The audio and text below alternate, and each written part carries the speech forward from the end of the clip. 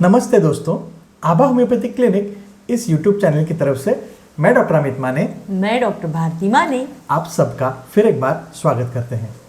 आज हम माइग्रेन इस समस्या पर चर्चा करेंगे। इसे हिंदी में अधकपारी भी कहा जाता है या अर्धशिशि भी कहा जाता है।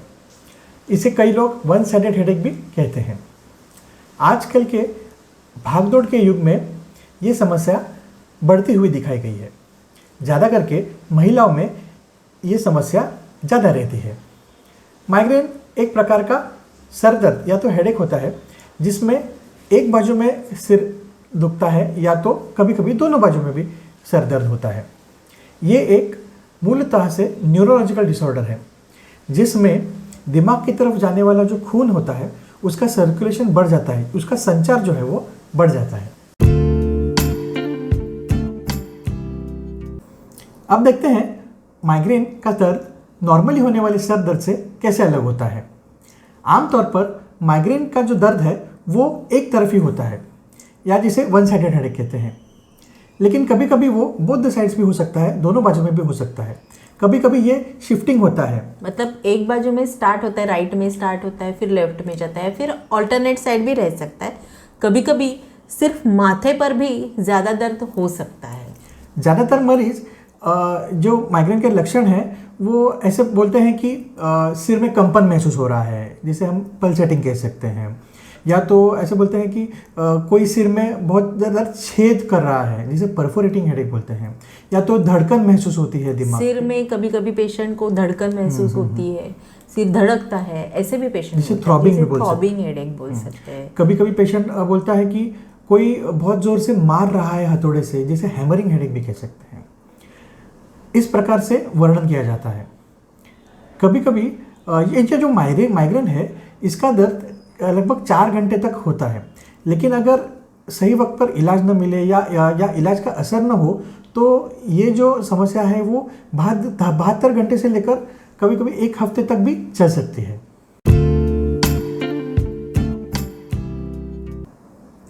माइग्रेन के कारण क्या हो सकते हैं? अभी तक माइग्रेन का कोई ठोस या निश्चित ऐसे कारण नहीं पता चला है, लेकिन ये ज़्यादातर अनुवंशिक देखा गया है। मतलब घर में माता पिता को या किसी फैमिली मेम्बर को है तो माइग्रेन हो सकता है। माइग्रेन के लिए कुछ ट्रिगरिंग फैक्टर्स, मतलब कारणीभूत होने वाले वातावरणीय घटक भी रहते हैं, एनवायरमेंटल फैक्टर्स, जैसे कि कोई तेज़ आवाज़, मतलब लाउड साउंड, तेज़ गर्मी, या फिर तेज़ लाइट, मतलब कोई स्ट्रॉन्ग लाइट है, या फिर स्ट्रॉन्ग ओडर, या फिर कोई एकदम स्ट्रॉन्ग ऐसे गंध आना, इसकी वजह से माइग्रेन हो सकता है। इसके साथ ही नींद पूरी ना होना, या फिर नींद का पैटर्न चेंज होना, या फिर ज़्यादा देर तक खाली पेट रहना, या फिर शरीर में पानी की मात्रा की कमी होना, डिहाइड्रेशन होना, इससे भी माइग्रेन हो सकता है।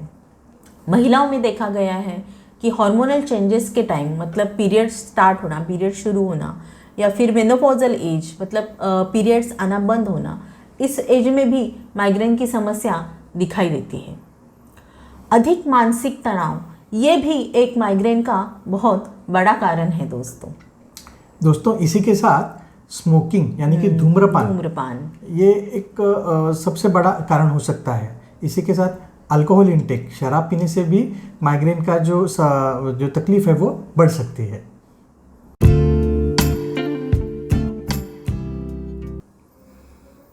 देखते हैं माइग्रेन के लक्षण क्या होते हैं। जैसे हमने पहले देखा, माइग्रेन का जो दर्द है वो सिर के एक ही बाजू में होता है, लेफ्ट या तो राइट, या फिर शिफ्टिंग भी होता है, राइट से लेफ्ट भी शिफ्ट हो सकता है।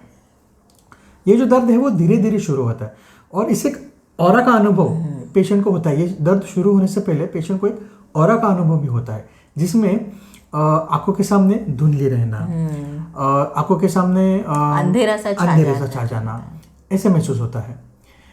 माइग्रेन के जो पेशेंट्स होते हैं वो ज़्यादा तेज़ आवाज़, तेज़ प्रकाश या फिर तेज़ गंध, इनके प्रति ज़्यादा सेंसिटिव या संवेदनशील होते हैं।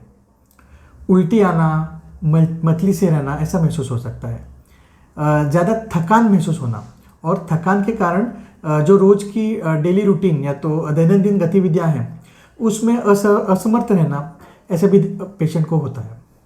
इसी के साथ पेशेंट को कभी कभी चलते हुए माइग्रेन का दौरा पड़ना या तो सीढ़ियाँ चढ़ते हुए माइग्रेन का तकलीफ हो सकती है। पेशेंट को कभी कभी पेशाब को जाने का मन होता है, बार बार पेशाब करने की भावना होती है। ये भी माइग्रेन के हेडेक में देखा गया है।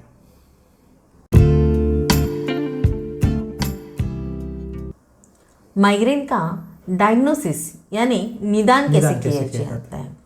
एक्चुअली इसका दर्द का प्रकार, मतलब जो दर्द होता है वन साइडेड या फिर शिफ्टिंग, यही एक इसके डायग्नोसिस के लिए इम्पोर्टेंट दिशा दर्शक है। इसके साथ ही कुछ blood test, CT scan, MRI scan या फिर ईईजी, ये भी टेस्ट किए जाते हैं। लेकिन ज़्यादातर माइग्रेन के पेशेंट्स में कोई भी पैथोलॉजिकल चेंजेस नहीं दिखाई देते।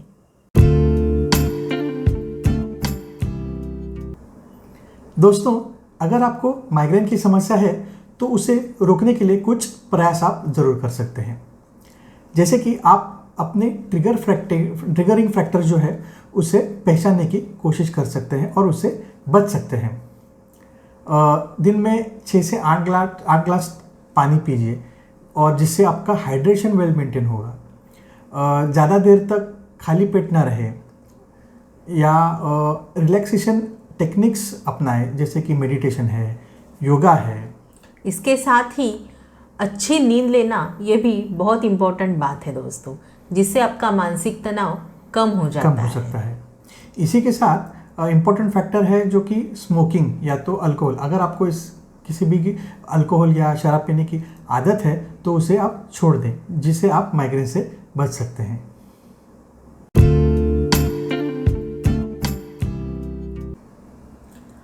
माइग्रेन का उपचार यानी इलाज कैसे किया जाता है। माइग्रेन का इलाज इसके लक्षणों को रोकने के लिए ज़्यादातर किया जाता है। पेन किलर्स या माइग्रेन निरोधक दवाई दी जाती है, जो कन्वेंशनल ट्रीटमेंट होती है, जो कन्वेंशनली दी जाती है, आज तक देते आए हैं, जिसके साइड इफ़ेक्ट ज़्यादा होते हैं। कभी कभी हाइपरटेंशन मतलब ब्लड प्रेशर की दवाई भी पेशेंट को दी जाती है, लेकिन इसका उपयोग या असर बहुत ही सीमित है।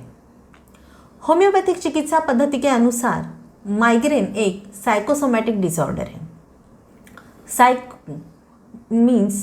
साइको मतलब क्या है, माइंड है, और सोमा मतलब बॉडी, अपना शरीर, जिसमें मन में होने वाले तनाव या मन में होने वाले रोग का अपने शरीर पर असर पड़ता है और ये शरीर पर दिखने लगता है। जैसे कि मन में ज़्यादा गुस्सा हो, निराशाजनक परिस्थिति हो या फिर मन में कोई बड़ा दुख हो, इसमें उस मरीज़ की सेंसिटिविटी बढ़ जाती है और उसको माइग्रेन का दौरा पड़ता है। होम्योपैथी में माइग्रेन के लिए नाइट्रमूर, नाइट्रम कार्ब, स्पाइजिलिया, ग्लोनाइन, सैंग्विनेरिया कैनाडेंसिस और जलसेमियम ऐसी बहुत ही परिणामकारक दवाइयाँ उपलब्ध हैं। अगर आपको माइग्रेन है तो आप अपने नज़दीकी होम्योपैथिक डॉक्टर से मिलके इसका इलाज ज़रूर करवाएं और माइग्रेन से मुक्त हो जाएं। आशा करते हैं माइग्रेन इस विषय पर आपको जानकारी ज़रूर मिली होगी। अगर आपके कोई प्रश्न है तो हमें कमेंट्स द्वारा ज़रूर बताएं। आभा होम्योपैथी क्लिनिक इस यूट्यूब चैनल की तरफ से मैं डॉक्टर अमित माने, मैं डॉक्टर भारती माने आप सबको धन्यवाद देते हैं। Thank you.